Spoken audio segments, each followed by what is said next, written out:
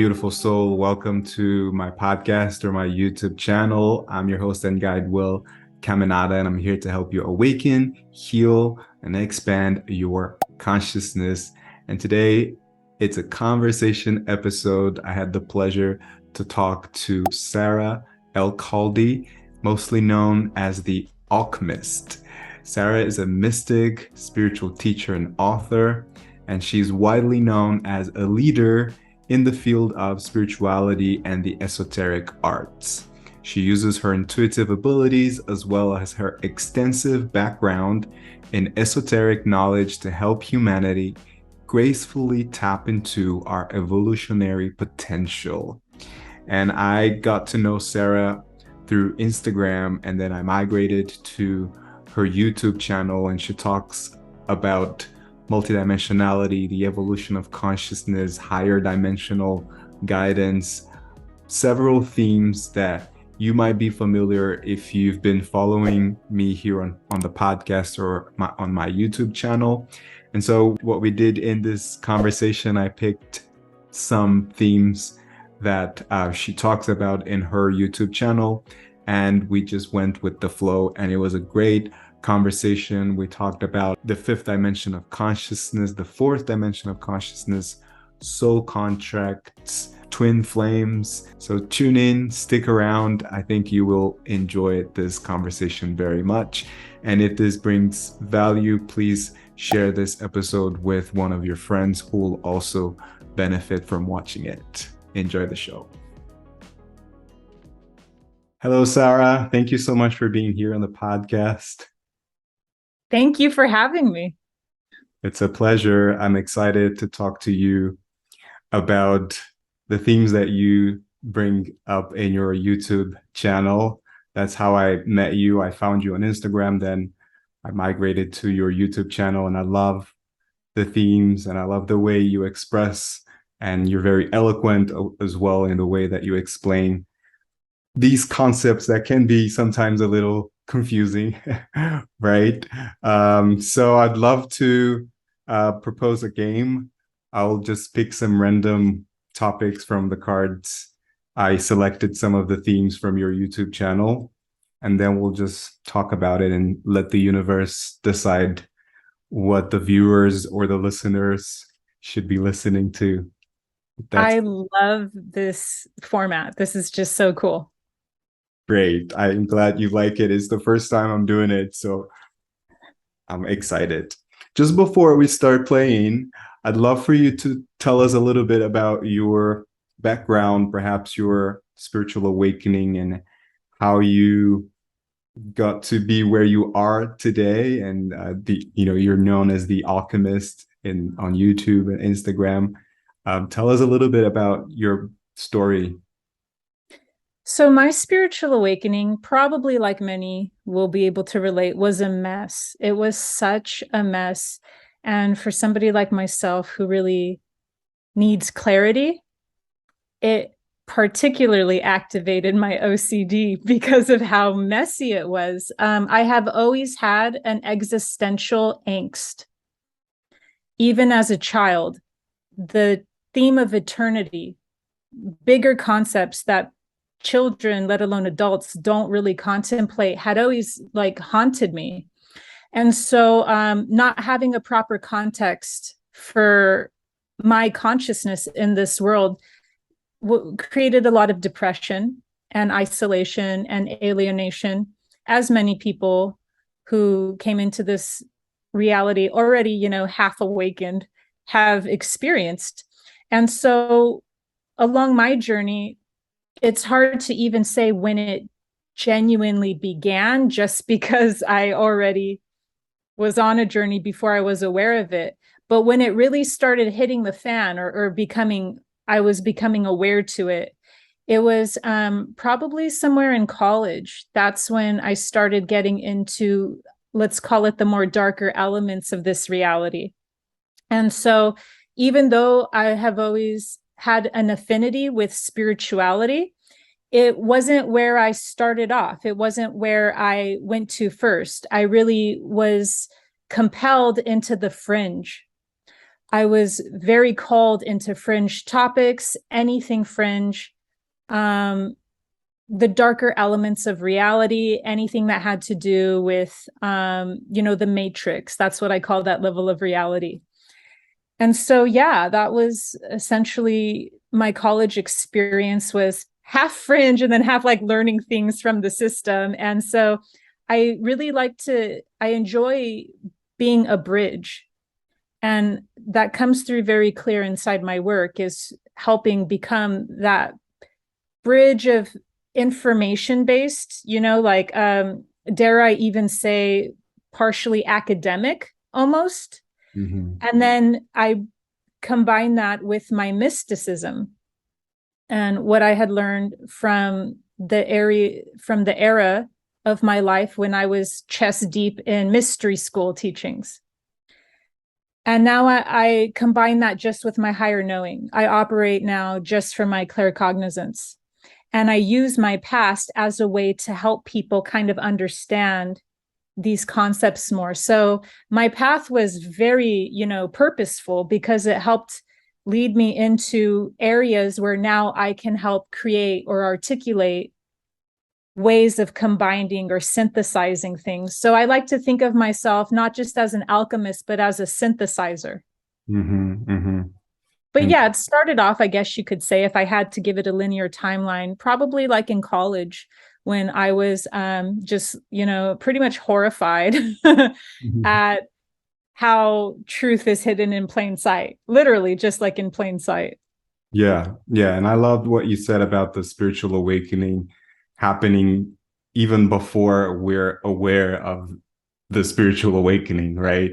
I Totally. that it happens in waves, way before we actually realize that we're going through a spiritual awakening. And oftentimes we go through, like you said, the really dark times so that you can expand. And I love the fact that now you're actually teaching what you've learned, what you've gone through. And why is it the Alchemist? It's the Alchemist because, well, one, as I mentioned briefly, my background is in esotericism. And so it's funny to even think at one point that I was going to be like a film major. It was either that or anthropology.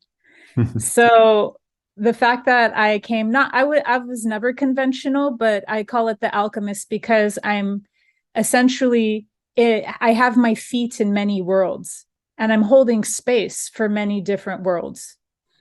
And so the Alchemist is the way to describe how my being is serving as a space holder and a conduit for many different group consciousness.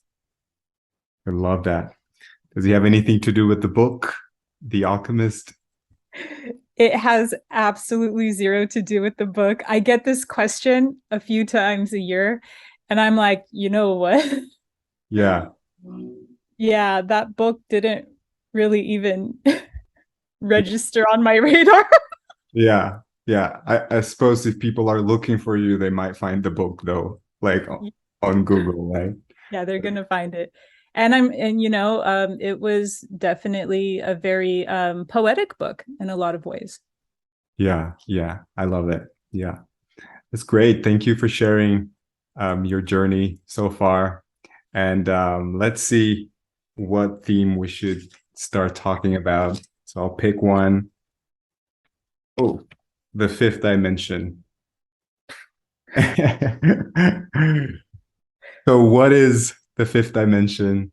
I know you also have a video about the difference between density and dimensions as well.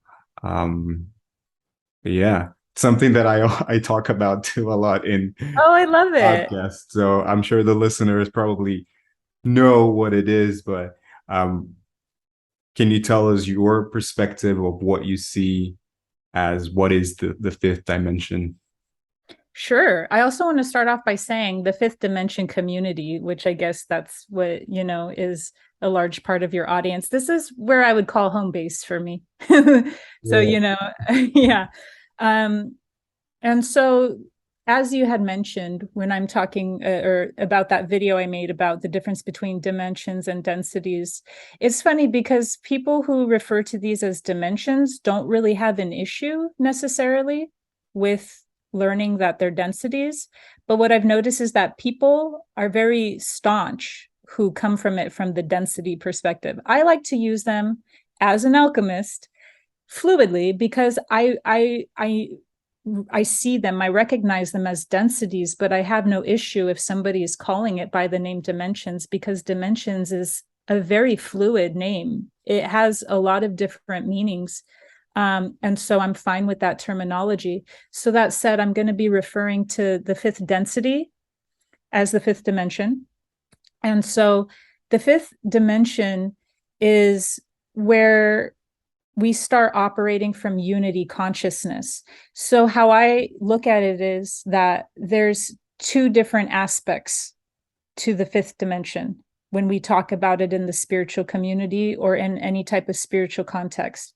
And that is, we are either referring to the state of the fifth dimension, or we are talking about the fifth dimension in the state of consciousness. If we're just talking about the state of the fifth dimension in the terms consciousness, this is why it's so relevant to us right now. It's because we are what I like to call the tip of the spear, or the first wave, however a person looks at it. The people, there's such an awakening, because what that awakening means is that we're entering fifth dimensional consciousness. But when we start thinking that entering fifth dimensional consciousness is actually entering the fifth dimension, that's where there's like a break in the system, or that's where there's miscommunication.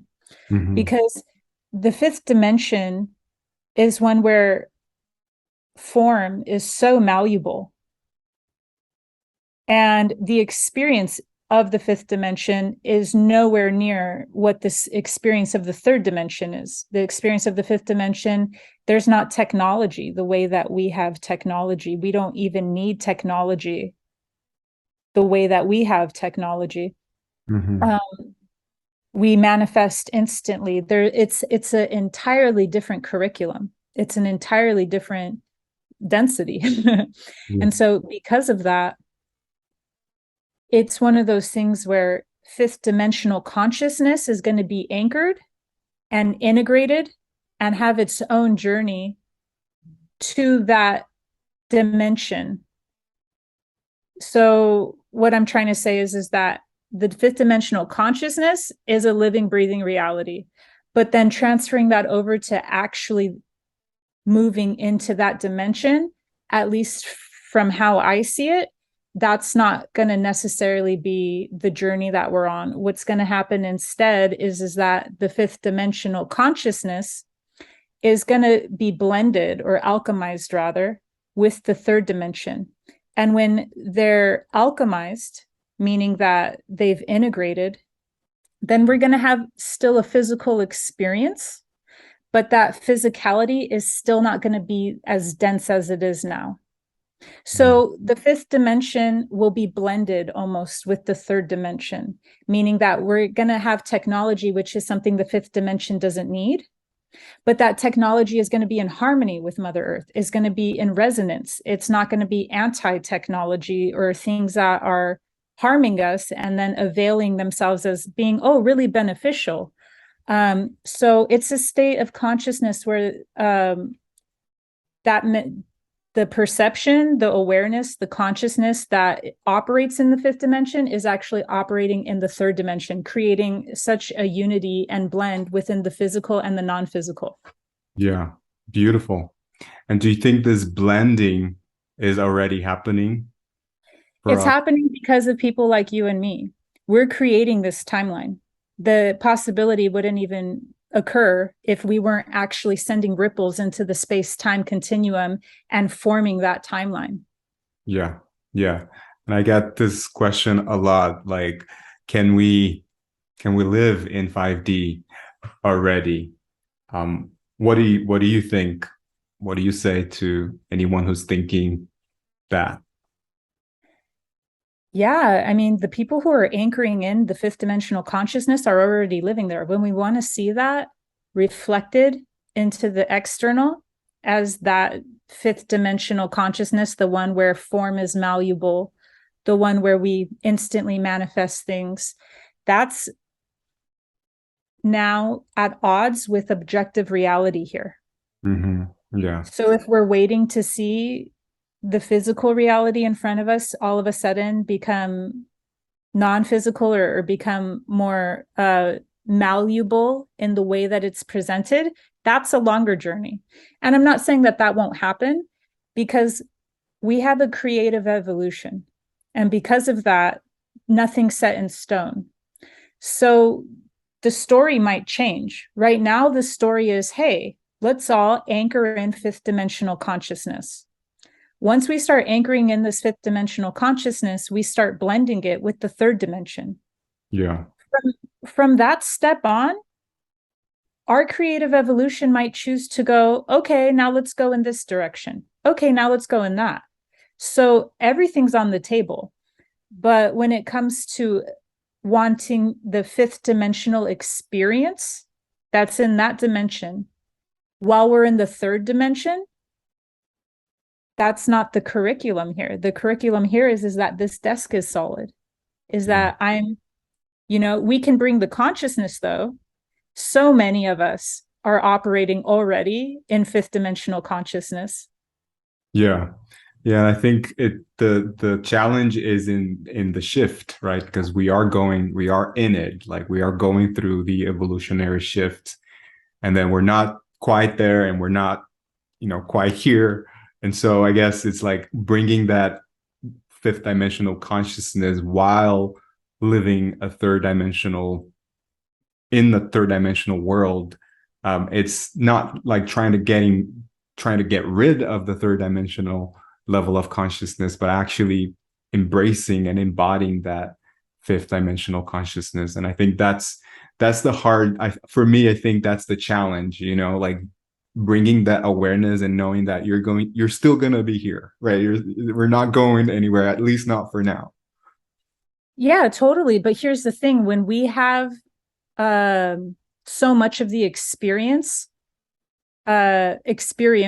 rather, operating at that level of consciousness, then magic, what we consider magic, Yeah. would be everyday reality. Like there's technology that would be able to clear the oceans of all the contaminations and toxins in one moment.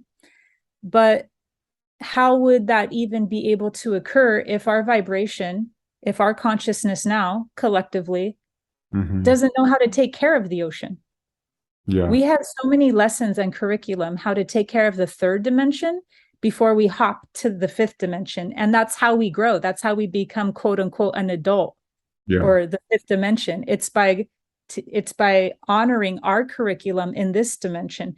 Because then if we could just clear the oceans like that, we would miss out on developing the consciousness that would require us to learn how to do that. Does that make sense? Yeah, totally.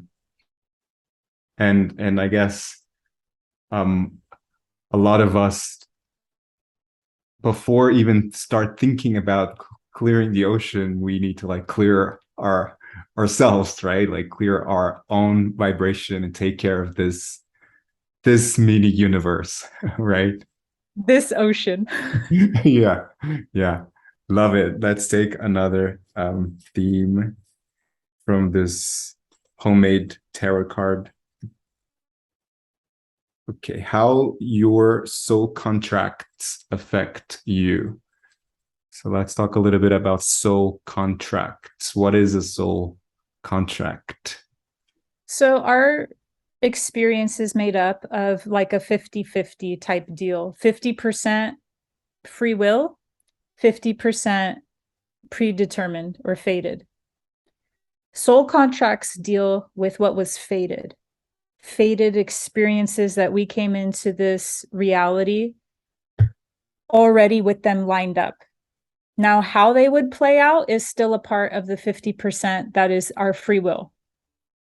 But the only thing that is certain is the lessons or the contracts we make with certain individuals or certain experiences to have, because that keeps us kind of like, I guess you could say, on track for what we had come into this reality to experience.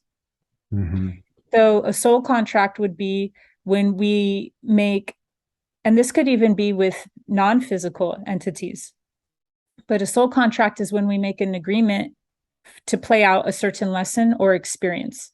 So for instance, a really good example of a soul contract would be if two people make a contract to be like, I will help mirror to you your power, because whatever the person was experiencing prior to the journey that they might have needed to, or that they were going to experience, let's say that they want to get to a point where now they have some form of ignition or activation to help for them, for their next leg of their journey, for them to understand their power. And then who knows what field of possibilities open up from that point on.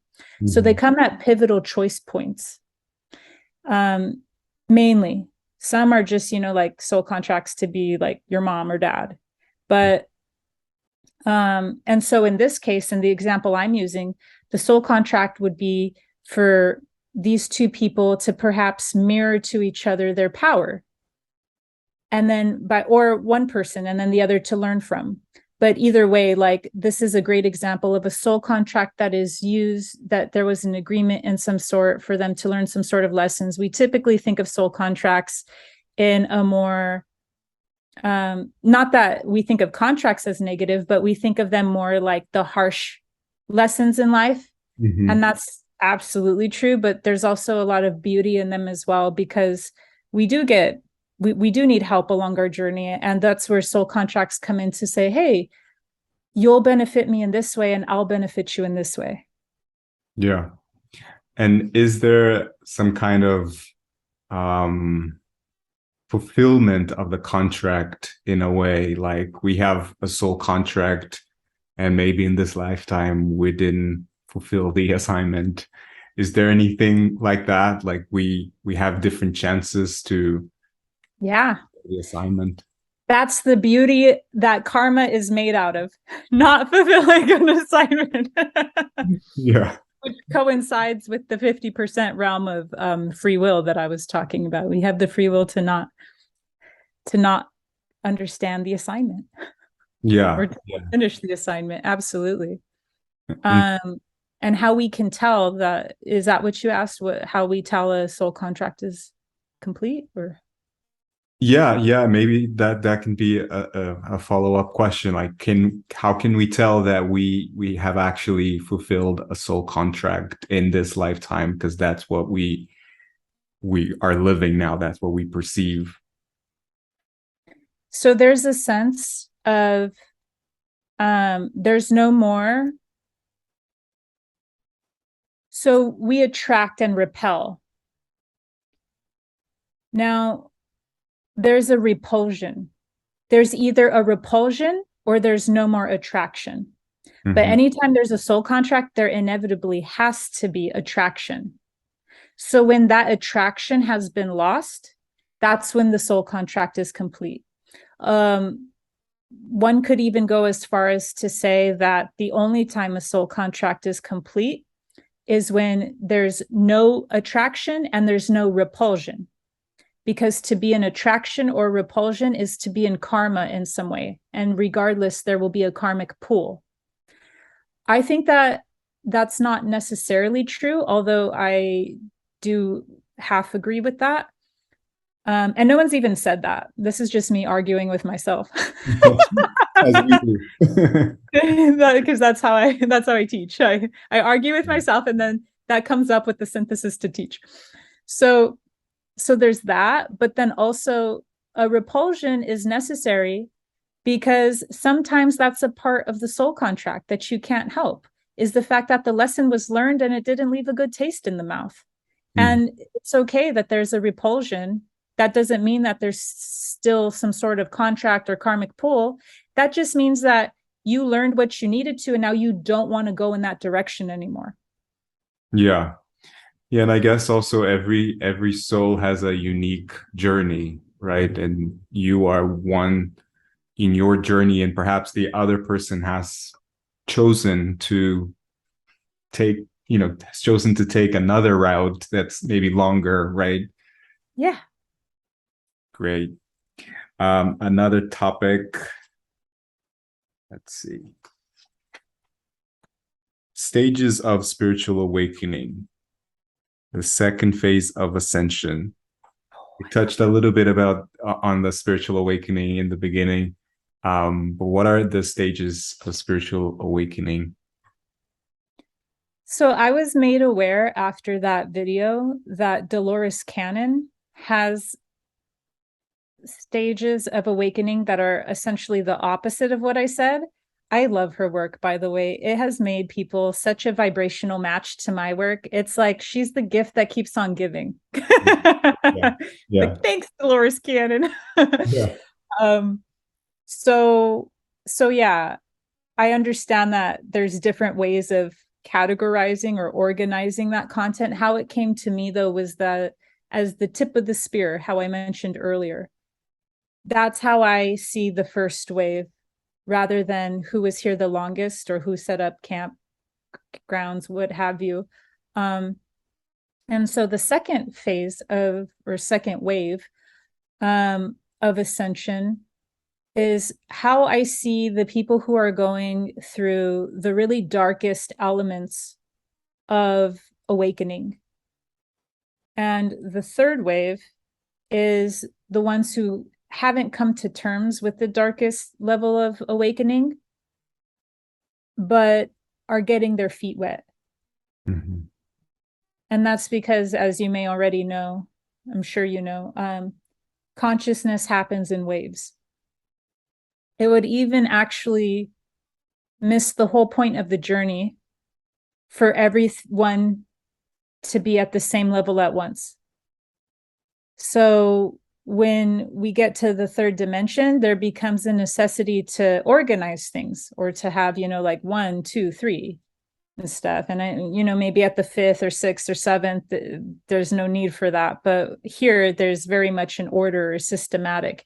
And Yeah. so the second wave of ascension are the ones who are chest deep in like is the earth round or flat, or could you believe that our government's doing this, or the best example I could give out of all of the examples would to be learning about our monetary system and how the central banks essentially have humanity in a state of slavery through the debt system.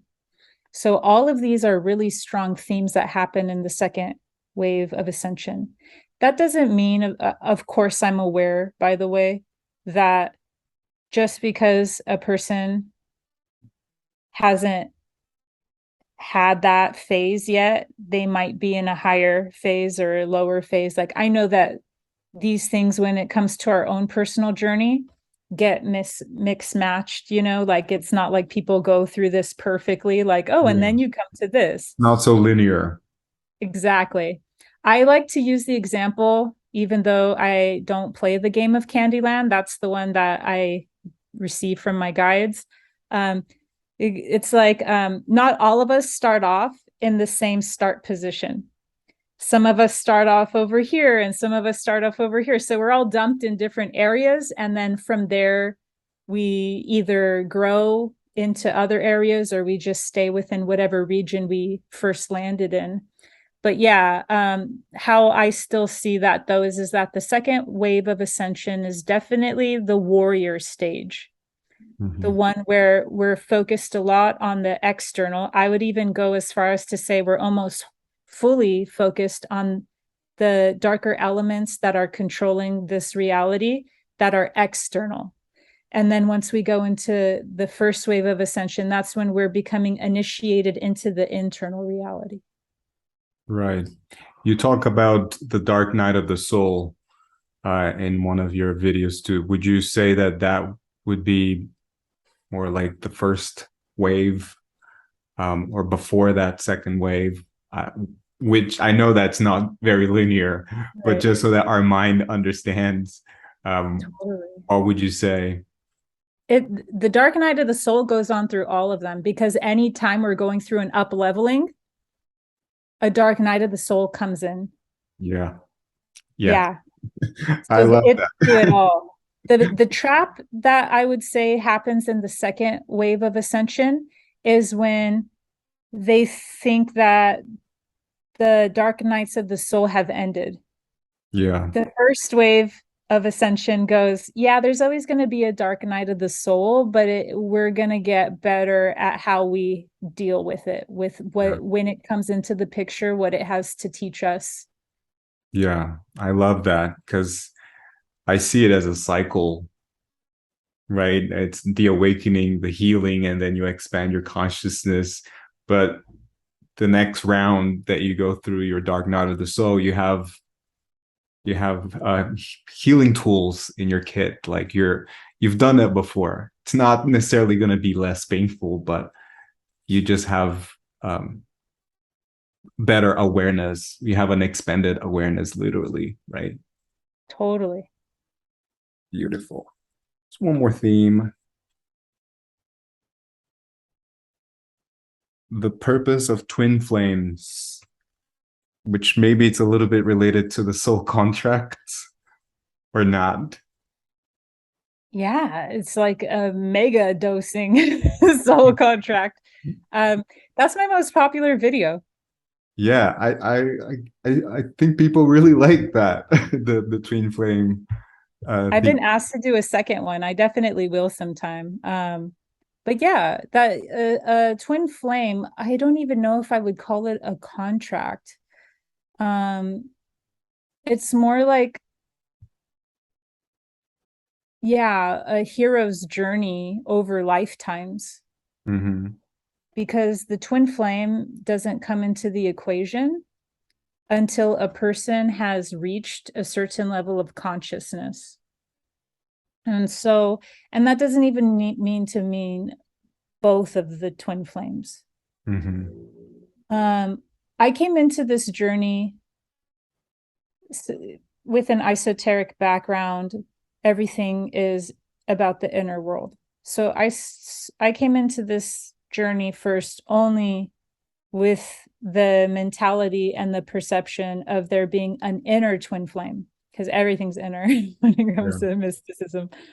Um, I mean, if you could just eat innerly, mystics would.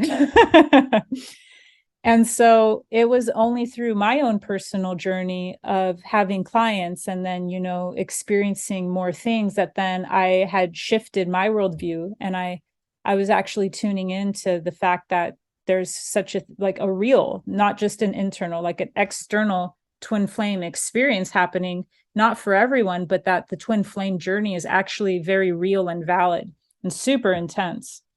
And so there's so much to say on that. But yeah, it's something that happens over lifetimes. So it's like this lifetime would be one of a very powerful union of that one person's soul core frequency. And by doing so, that absolutely impacts the frequency of Earth. Mm-hmm. What is the difference between a soulmate and a twin flame? So, soulmates to me, and I know that this has the potential to be twisted into like a toxic perception, but at a certain point in awakening, you see a soulmate in everyone. Everyone becomes your soulmate.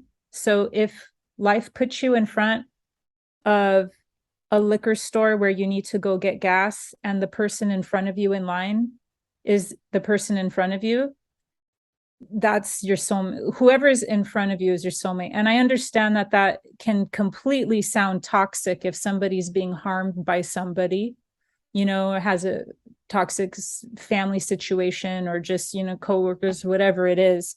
So my rule of thumb is, if if you're in an unpleasant or detrimental experience to yourself, there's no absolute way that you can be in harmony or be healthy internally by viewing that person as a soulmate, don't do it. Don't do it. Mm-hmm. This comes naturally as a byproduct. It's not a goal somebody should reach in awakening. It's a byproduct. It just happens on its own. When we force these concepts and try to mold them into our state of consciousness, now we are forcing. That's not going to do anything but create more gaps between ourselves. But naturally, what ends up happening is the more we awaken, we see everything as a soulmate. And with twin flames are like a soulmate on steroids.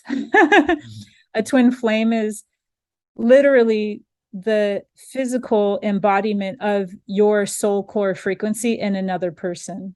So with them, it's like not just understanding that we are all one in the experience, it's seeing the perception that we have of us, seeing no difference in that other person.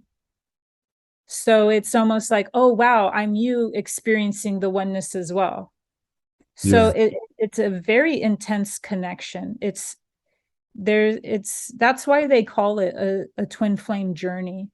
It's like this needs its own name. It needs its own billboard in order to put into words the intensity and magnitude of experiencing your perception, of experiencing your being and soul in another person.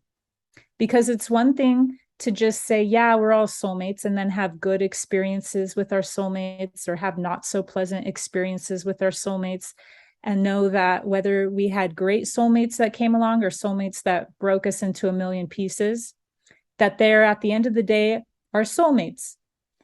And it's another thing entirely. It's another thing all completely to go, oh, wow, like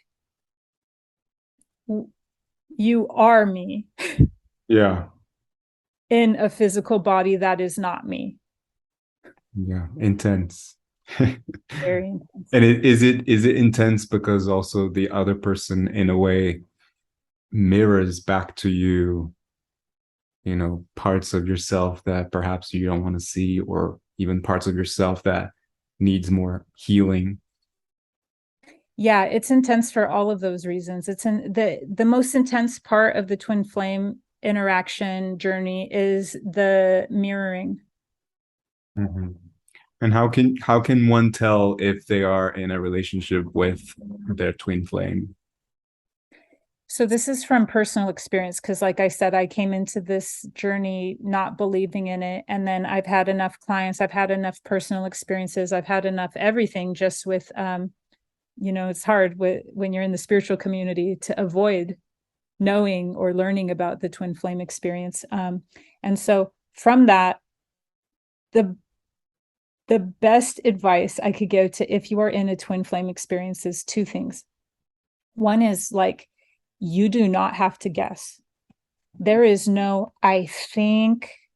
There is an overwhelming, intense, probably even repulsion to just how scary it is that this is now a reality that you have entered. It's like, I mean, maybe for some people it might be really exciting, but other people, they're like, wait, what? I'm a part of a twin flame journey now. Like it's so intense that they cannot even deny it, that there is something extremely bizarre with this connection specifically that's going on that is not experienced in any of the other connections. So it's one of those things that has a stunning clarity to it, even though what that means, the implications of it can be overwhelming. And then the second way is that the person, how do I say this? The person has a very large soul purpose here. It's not like you're going to have a twin flame or you're going to be a twin flame and go on with your life like it was just an ultra marriage. It's not even about that. It's if you feel compelled if you feel called for some higher calling that you need to serve or fulfill, and if that person too.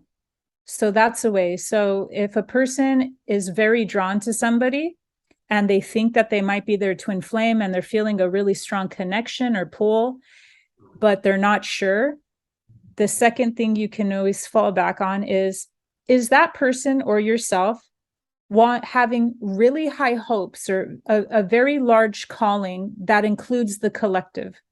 It doesn't even need you, like, it doesn't mean we become Martin Luther King Jr. It just means, like, do you care about humanity?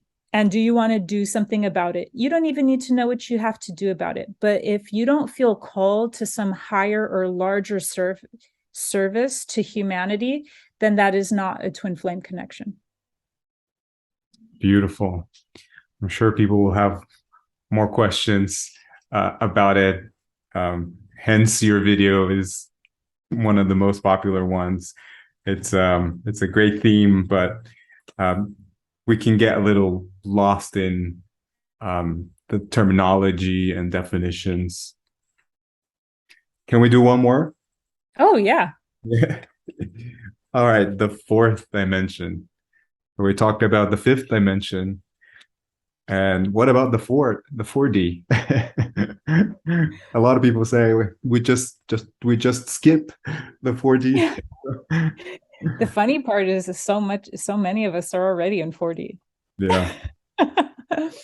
I would even say, like, the collective's in 4D already, but yeah. So the fourth dimension is super polarizing. That's why. Okay, so the reason why we really care about the fifth dimension and we don't care at all about the fourth dimension is because the fourth dimension is the womb that the third dimension is contained in. And so the fourth dimension is towards ability. Their abilities are far wider than the third dimension, but the mentality isn't. So imagine if you have an adult and a child. The adult's abilities, well, not unless they're a crystal baby, but just bear with me. The adult's mental abilities is like, it would look like you're a god compared to a child, like an adult can look up at the sky and kind of tell that it might start raining. And so you can fool a child if you have knowledge or an intellect or ability that is simple to you, but that is really, magical or quite compelling to a child. Because then you could go, I'm gonna make it rain in 3 to, you could time the whole thing in a way that to the child makes it look like, oh my God, like, what do I do? I'm, like, you are a higher power. Mm-hmm. So that's kind of how the fourth dimension has the relationship to the third dimension.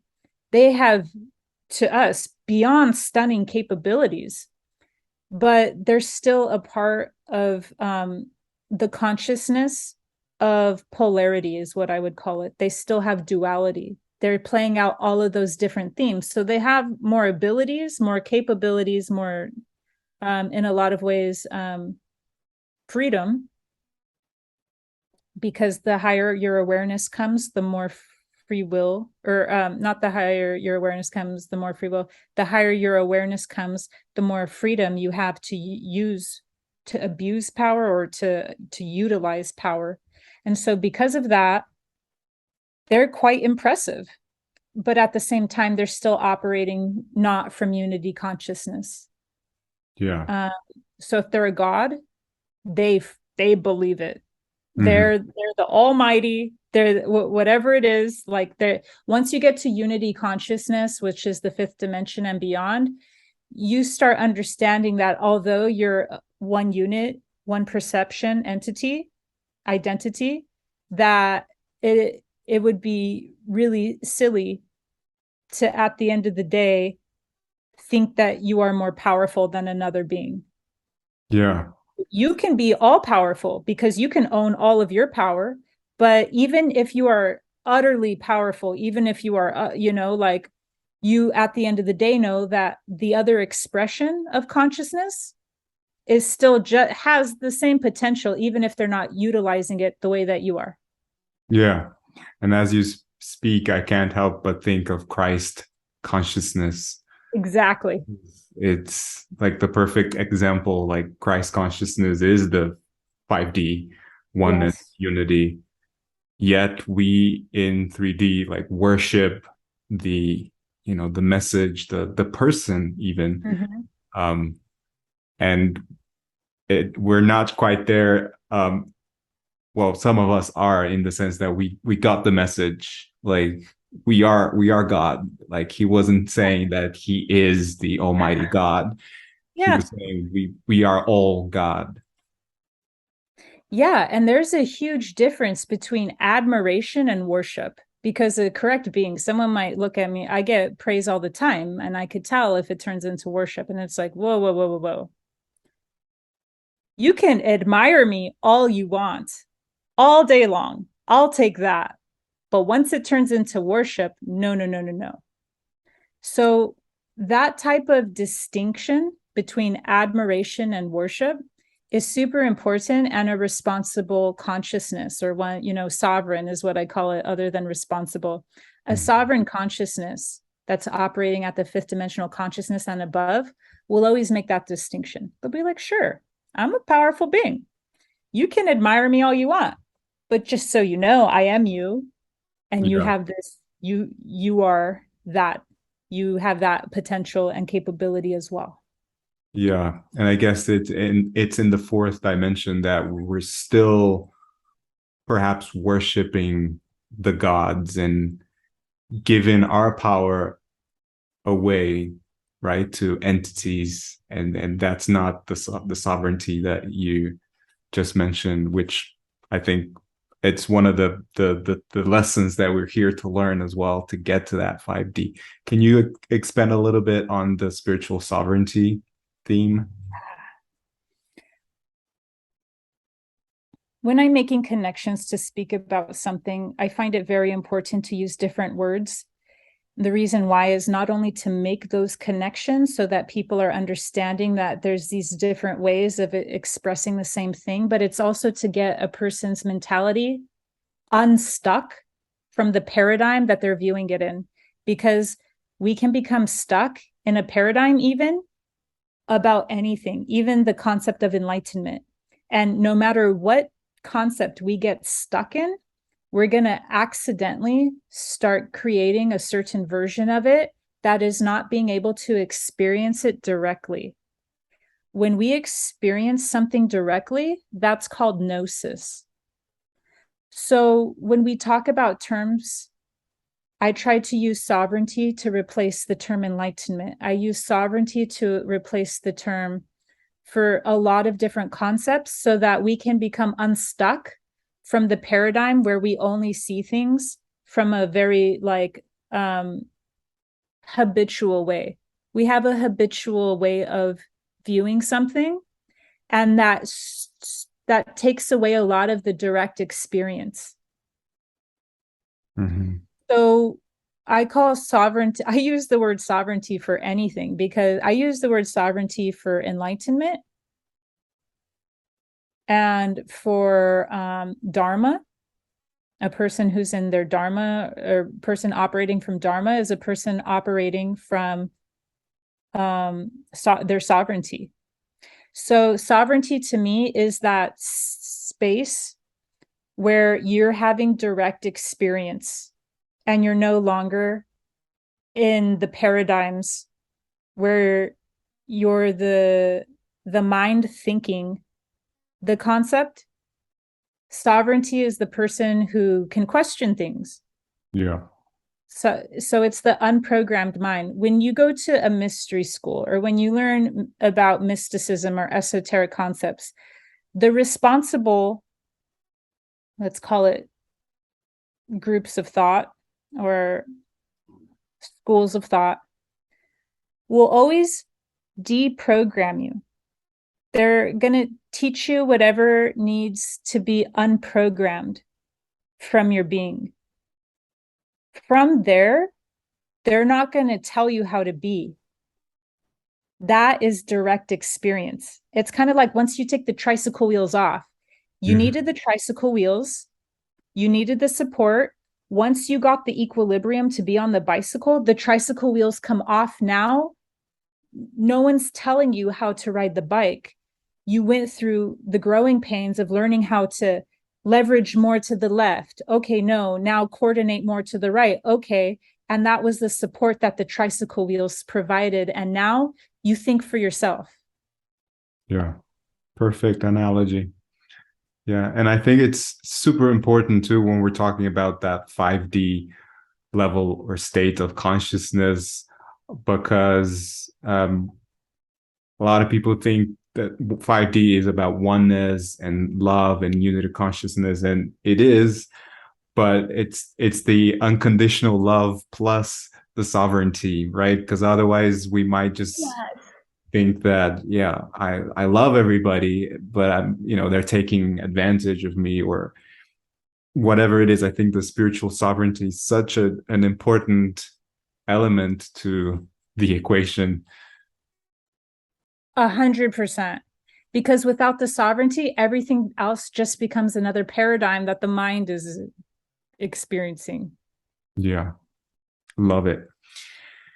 Love it. I have some final fun and deep questions. I call them fun and deep. So Cool. you can answer whatever comes to your mind and we'll just have a little fun. So, what is your definition of alchemy? My definition of alchemy is to materialize spirit and to spiritualize matter. So Beautiful. materializing the spiritual and spiritualizing the matter is what alchemy is at the end of the day, which is another way of just saying embodying our higher self or our multidimensional consciousness. So, we are all alchemists in a way. Yep. Oh yeah. Well, if you're listening to this podcast, yes, and anyone who's awakening, because we become the alchemist. By awakening, you become the alchemist. Yeah. But Well, I just got the name. did you trademark it? Somebody told me that, and I'm like, I don't know how to do that. Yeah. It's such a 3D thing, right? All right. Sarah, what brings you joy in your life? My YouTube channel. The biggest joy is when you see those episodes of me outside, and I'm like, like it's because I'm thinking of that. I'm channeling on the spot, so I don't even know what I'm gonna say. So when you see that energy running through me where like I can't stop smiling and I accidentally talk too loud, that's just because I'm so joyful that I'm living my life's purpose. And that's just me being Sarah. I got to be Sarah. I know that's how I want everyone to feel. I want everyone to feel like you got to be Joe.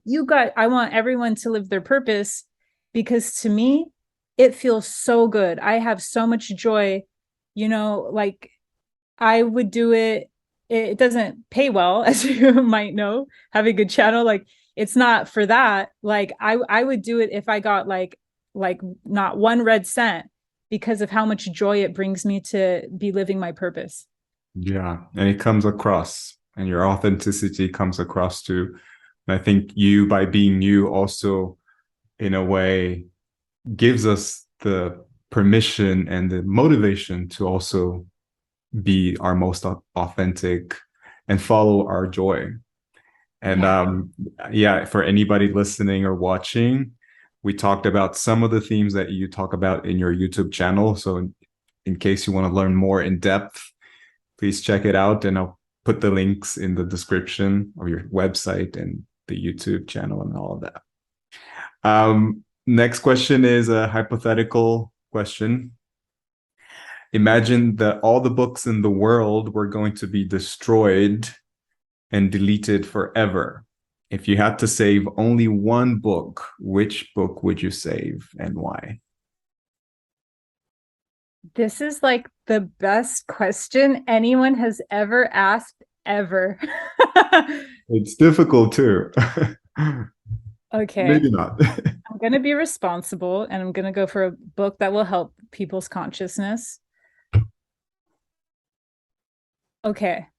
Michael Talbot's The Holographic Universe. And the reason why is because fundamentally, if we are left at square one when it comes to the knowledge in written form had disappeared, then we need to start from square one. And to properly start anywhere, even like if you need to know the alphabet, it does, like the most fundamental thing that we need to relearn and unlearn whatever we think about reality is that we are in we are having a holographic experience, because once we understand that, the ins and outs of what that means, that will be the proper foundation. That will be the correct foundation to build upon. We're building upon a lot of different things. And in order for the branches of the tree to grow healthy, and in order for the, all of the different symptoms we see in the world to shift their symptomatic expression, we would need to first understand what the roots look like. And so understanding the holographic nature of reality is understanding the law of correspondence, the fractal nature of as above, so below. And so is that a book that I would reread? No, but that would be what I think humanity absolutely needs first. Awesome. Can you repeat the name, please? Yeah. It's The Holographic Universe by Michael Talbot. Beautiful. I'll have a look because I haven't read that, but sounds really amazing. What is the one thing that people would be surprised to know about you? I'm a huge Fiona Apple fan. Awesome. I like sad music. Yeah. I Yeah. like music too. Yeah. Oh yeah, Morrissey. Do you like Morrissey? I don't think I know many songs, but yeah, I like, the sad songs too. All the spectrum of the emotions, I guess. The joyful ones to the happy ones. And the next one is also maybe hypothetical, maybe not, because we talked about soul contracts.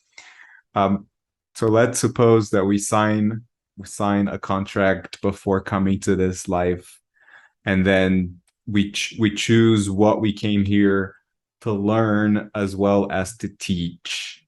So what do you think for you would be in this lifetime? What do you think that would be for you, what you came here to learn and to teach? That's a really good question, because what I need to learn is not what I dominantly teach. What I came here to learn would be like how to let go, like how to not just like let go. I don't even like when people use that word because I think they oversimplify it. But I mean, like, how to accept. That has been a constant theme. Yeah, I think how to accept. Because the reason why is, like, even when I was in film school, for instance, or taking, film classes, I would always be like, no, the scene needs to go like this. And I would be, if we didn't have the proper props, if we didn't have the proper whatever it be, I was very rigid. And throughout my life, whether it was something as physical as that, or if it's something, more spiritual, or if it's whatever it is, a constant theme has been like going with the flow, learning to accept, and then having that be a co-creation, not where I'm controlling it, not where I'm, the one that's in control, that's saying that it has to be exactly this way. So learning to accept in order to understand that it's a co-creation and that it's not all mine. That would be what I definitely have learned. Maybe And that's why I had the idea of bringing the topics randomly with no script. That's why I love that you did that, because if anything, that's just such like in tuned and flow, and so being in that moment and not trying to control yeah, I really dig how you did this. And And so, and then what I teach is discernment.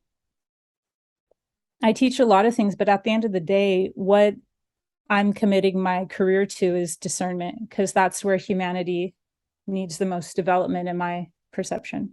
yeah, definitely so much needed. The last question is called Three Truths.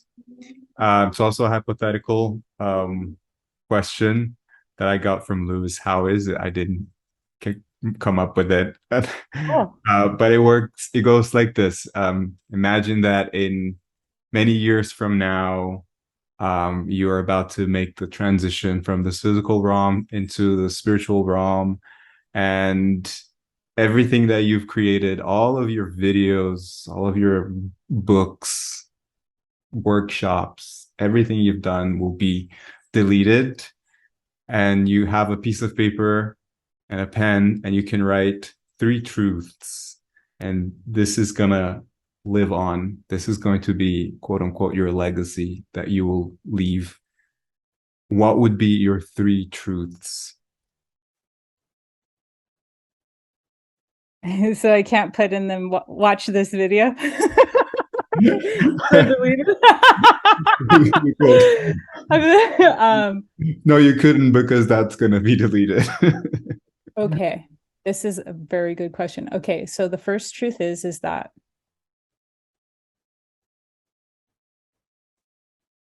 the more technology we have isn't a sign of development. It's not a sign of how conscious uh, it doesn't reflect how conscious the people are.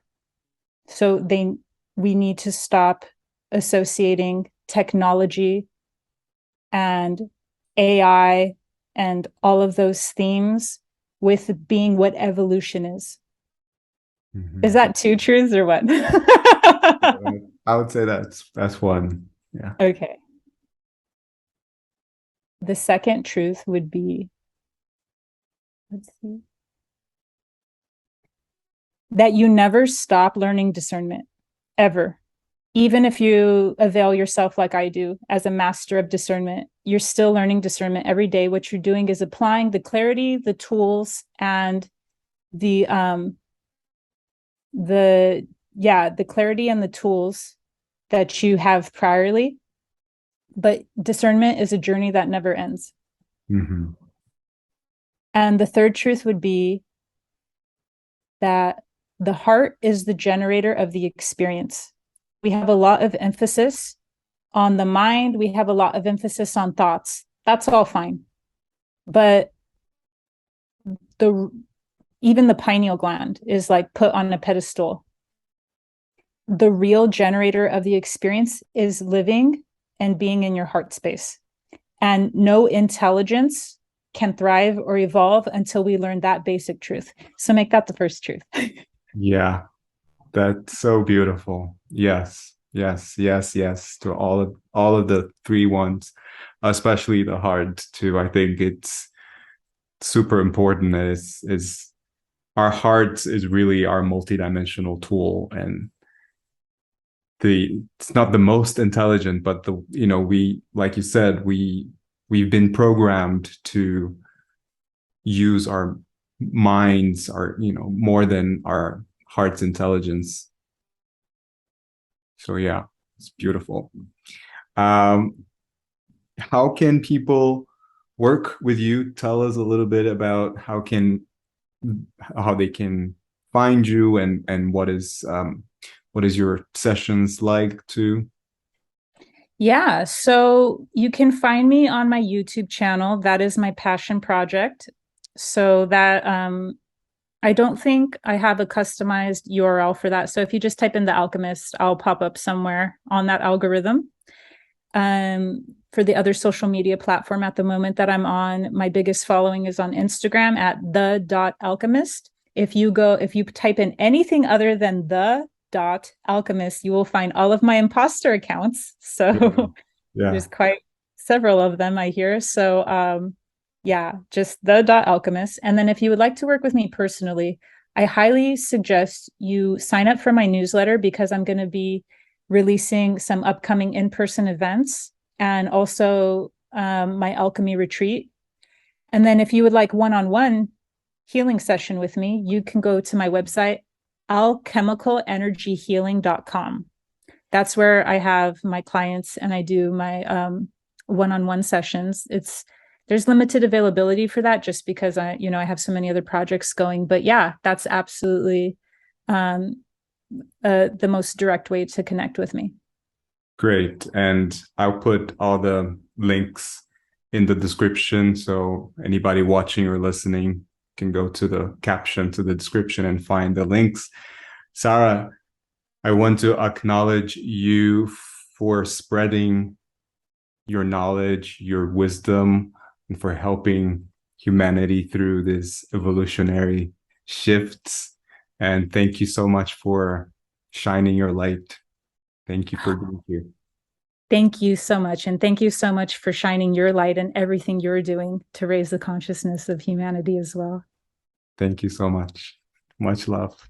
Much love. Thanks so much for watching or listening to this episode. If you would like to learn more about Sarah's work, visit her website, www.alchemicalenergyhealing.com or www.thealchemist.community. Also follow her on Instagram at the.alchemist, and also on YouTube, as usual. You'll find all the links in the description. And once again, if this has brought you value, please subscribe to my channel and share this with your friends who might benefit from this episode as well. As usual, keep shining your light, keep your heart open, and let love lead the way. I love you. See you in the next episode.